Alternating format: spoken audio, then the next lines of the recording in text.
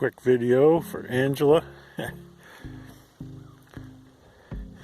This is the most recent shelter that we made for the pigs. It's got 2 pallets for the floor,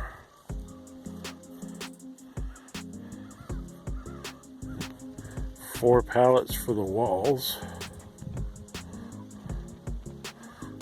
one of them being on an angle, so it leaves the door open.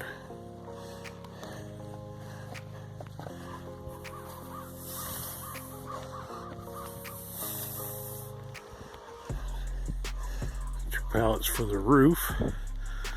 It was on with staples, but the wind tore the staples out and blew most of the plastic off, so I had to put a piece of tarp on there and screw it down with slats, and it hasn't blown away since putting it on with those slats. That keeps them dry inside.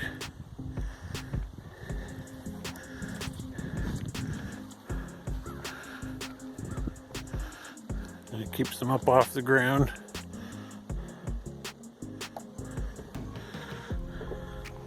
The ocean is right on the other side of those trees. There's the other style shelter we made. That's also made out of pallets with some recycled roofing metal on them.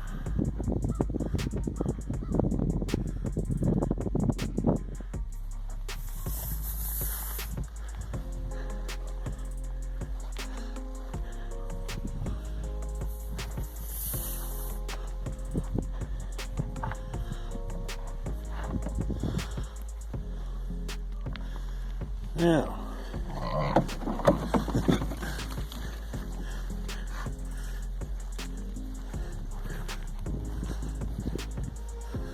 electric fencing.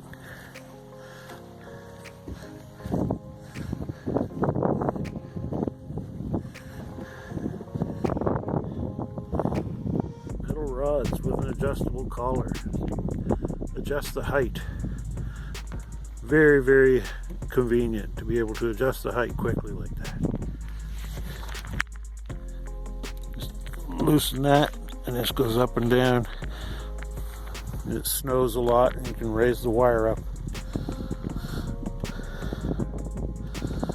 Or for small piglets, you might want to set the wire down so it's only maybe 5 or 6 inches off the ground. For bigger pigs, you know, about 12 inches is plenty.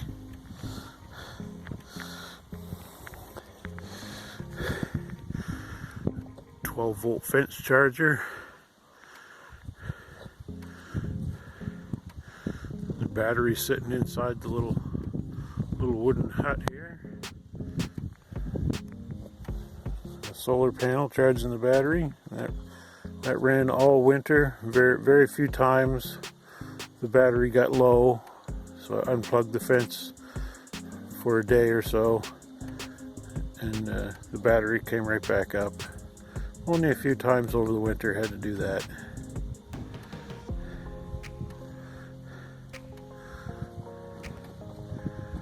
And in the summertime, the battery seems to stay up good all the time.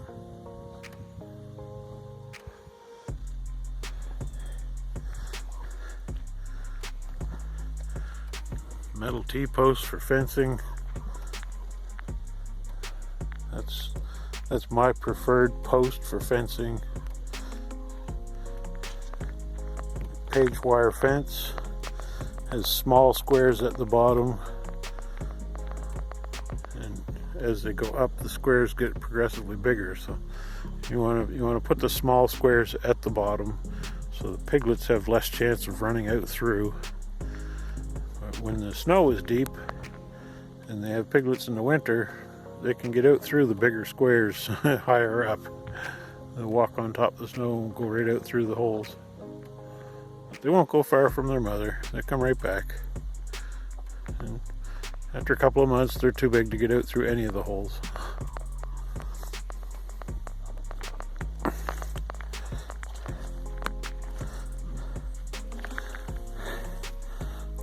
One of these for taking slack out of the electric fence is really nice to have. And This is nice for being able to unhook it without unplugging the fence, but it's not necessary. And any kind of hook on the end here, you can just turn the fence off and unhook it to get in through your gate.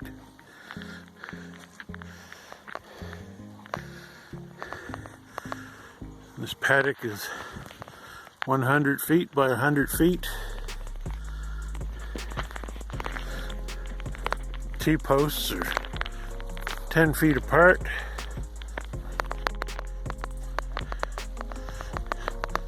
The electric fence, metal rods here. These are the step-in style ones.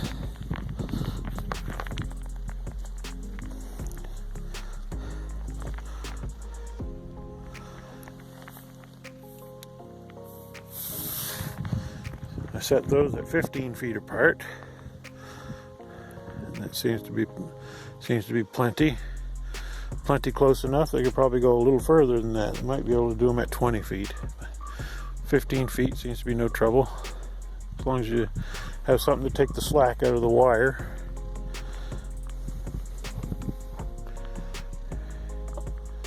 As over time the wire stretches and gets loose. You don't want it sagging down, touching the ground. And the tighter the wire is, it seems that the quicker the pigs get the shock from it when they touch up against it. Have a great day. That's a little girl right here.